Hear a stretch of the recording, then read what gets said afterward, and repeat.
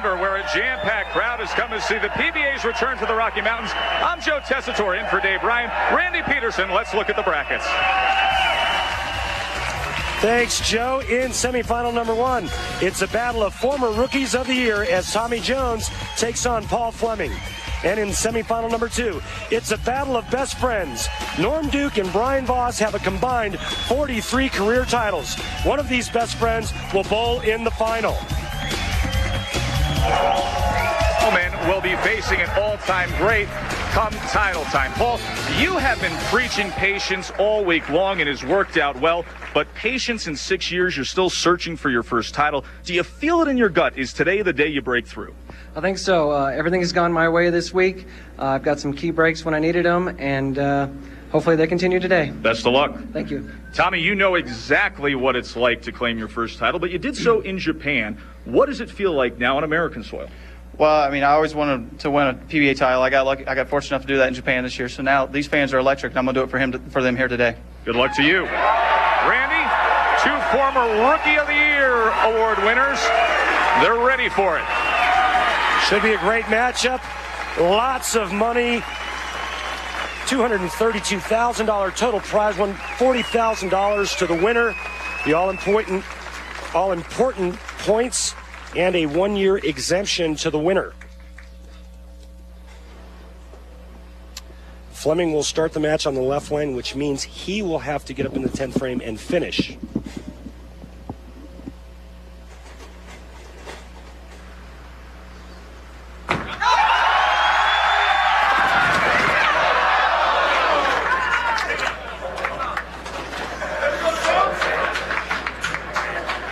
That ball came in a pinch high, Joe, and fortunate to trip the 4-7 out, only leaving the 10 pin. Paul's last televised finals appearance came 11 events ago. That was the 2004 PBA Reno Open.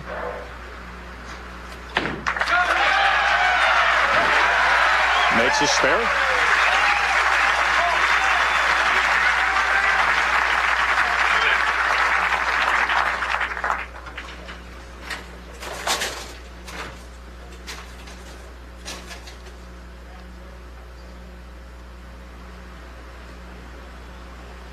"26-year-old from South Carolina."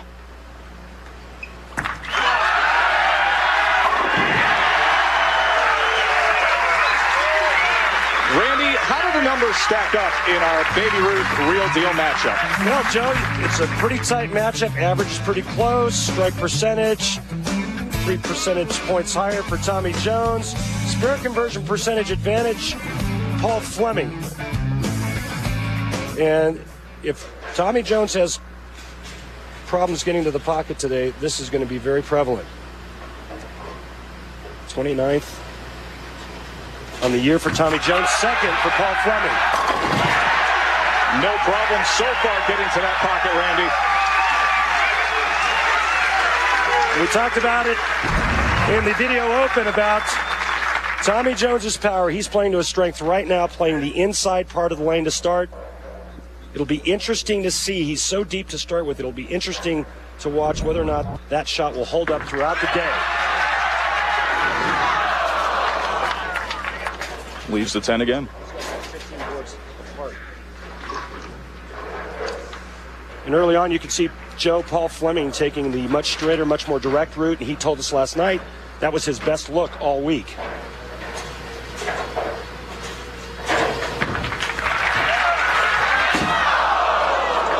So he leaves it open in the 2nd frame.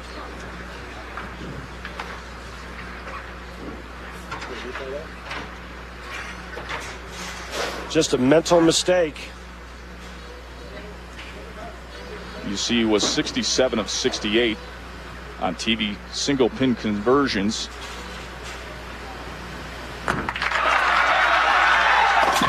That was the number for TV single pin conversions. Only one missed coming into today, but you saw one from Paul Fleming as he's now searching for that pocket right through the nose pin. Right now, just trying to gather himself.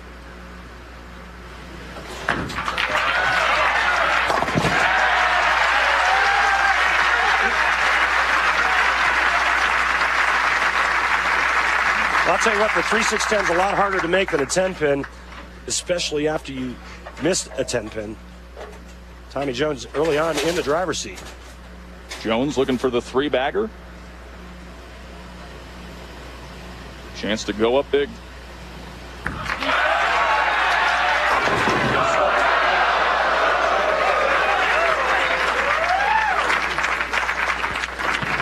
Look at how Tommy Jones got to the Final Four here. You see that he came back in the round of 16. He was down 1-3 to Wes Malott.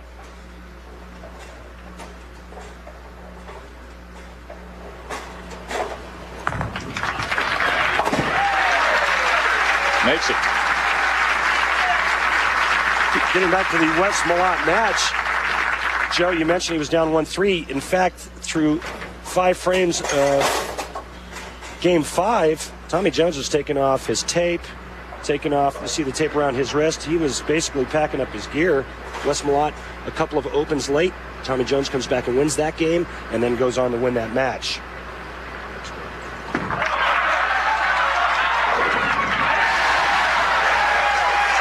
Second on this year's money list behind it himself. A couple comeback kids here. That was Friday evening against David Schraber.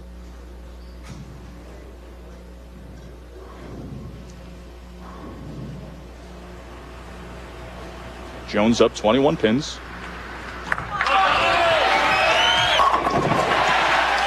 Two straight strikes, 2-bagger for Tommy Jones, looking for his second title of the year.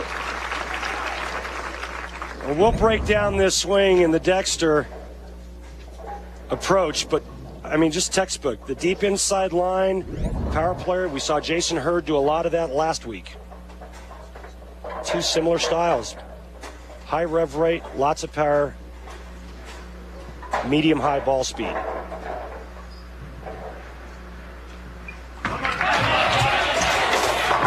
Three-bagger, Jones, good start to the day. When we come back, we will have the conclusion of Fleming Jones in semi-number 1. Plus, Randy puts a shrimp on the Barbie as we detail the oil pattern. Stay with us for the PBA Denver Open.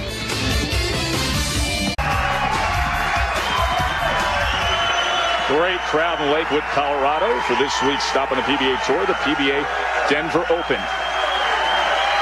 I'm Joe Tessitore filling in for Dave Ryan alongside Randy Peterson. Hey, this is a real interesting Final Four because to a great extent it represents the generational gap on tour. It sure does. The match that we're watching now pretty much represents the future of the PBA Tour. Our upcoming match with Norm Duke and Brian Voss, well, they're kind of the elder statesmen, if you will. They have a combined 43 titles. That truly is the PBA's version of Clash of the Titans. There's been some struggles out there, though, this week here at Lakewood. And it has a lot to do with that chameleon oil pattern. What can you tell us about it? The chameleon oil pattern is a tricky bugger. Players attack this pattern from multi-angles. You see a lot of them starting around second arrow like Paul Fleming's doing. Tommy Jones is playing the deep inside part of the lane, but you're going to see the players migrate in. But one thing you may see today that you normally wouldn't, if it gets really dry here, the players will actually go to the other side of the lane, and you could possibly see them playing outside first arrow. That chameleon oil pattern, fittingly named because it did disguise and change something this week. That would be the number of 300 games bowled. We didn't have any. They're an average of 4 a week. This week, nobody bowled a 300. I'll tell you, Randy, Paul Fleming, he was talking so much about patience. We didn't see much of it early on. He trails by 41 pins. A little late help. And right now, Paul Fleming needs some good things to happen, and he just had something good happen to him. This ball goes just a little bit high flush. Ball goes right by the 9, but this week in Lakewood, we had great pin carry all week long. There's a good example of it. We'll double tap on that late 9.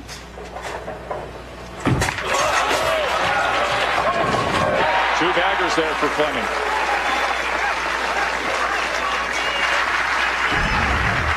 Show you the difference of where the guys are playing. Watch where Tommy Jones's ball crosses the arrows. That's about 26 on the left side. Fleming right over the third arrow. That's the 15th board. Some 11 boards difference between the two. However, their break point down the lane, just about the same.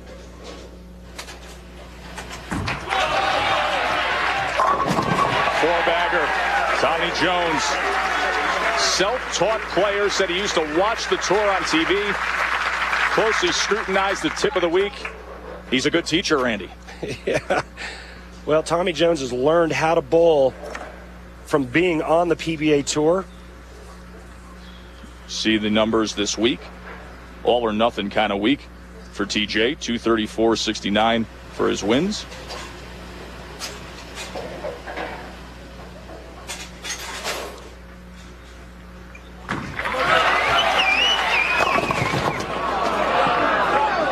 Almost had a sleeper there.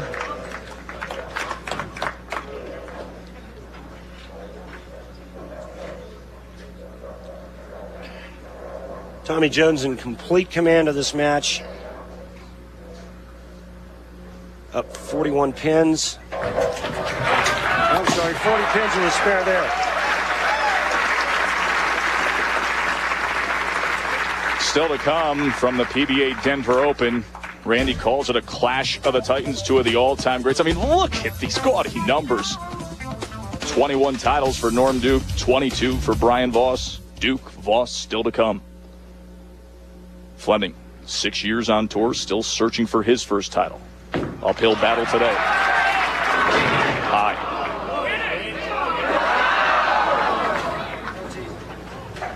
Paul Fleming's look, not very good.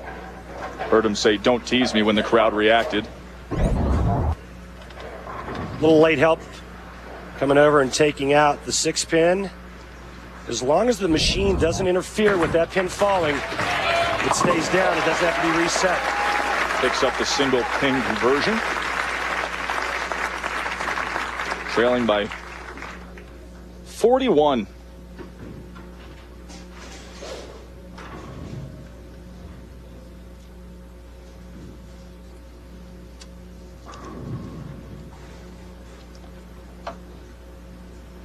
See the max score if they go to strike out.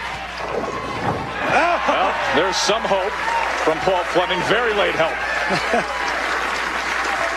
Well, unfortunately, too little too late for Paul Fleming.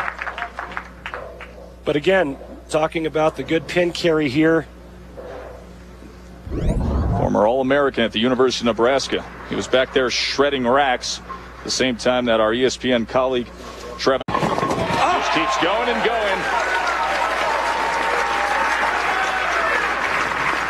ESPN's coverage of PBA bowling rolls on next Sunday as the tour makes a stop in Medford, Oregon for the Earl Anthony Medford Classic PBA Bowling on ESPN Sunday at 1 Eastern. Of course, you can always log on to ESPN.com for more information. Randy, you're going to be giving it a go out in Oregon? I will, and you know who else will be is Walter Ray Williams Jr. And if he were to win next week, no, he's knocking on the door. He would tie Earl Anthony's record. Now, how fitting would that be? As you see, Tommy Jones, who will advance here through semifinal number 1. Very strong effort. He got out of the gate smooth and steady. Paul Fleming fell behind early on, and it's been all Jones. Picks that up. How fitting would that be, Randy, for next week, Walter Ray Williams Jr. to step up and make it happen? I don't think you could script it any better to have Walter Ray tie Earl's record in a tournament that has Earl's name on it.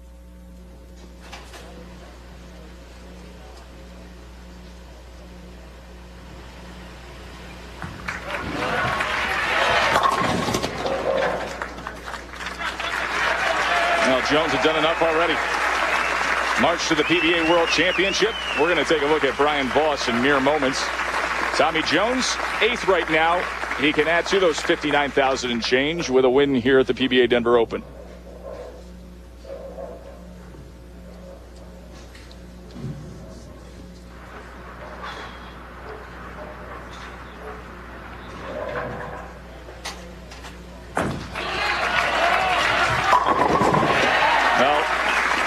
He was finally patient, Paul Fleming. Too little, too late. Want to remind you, still to come, you will not want to miss this. Duke and Voss. Two legends of the game, best friends on tour in semifinal number 2. And Joe, your sport is boxing. This is truly a heavyweight matchup.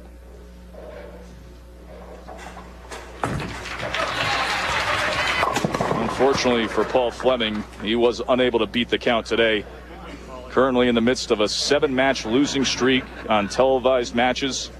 You see Tommy Jones, he can breathe a little easier now. You know, Jones has been doing it with blowouts all week, Randy. 16 wins, he averaged more than 40 points higher than his opponents. His opponents averaged 190. He was at 234.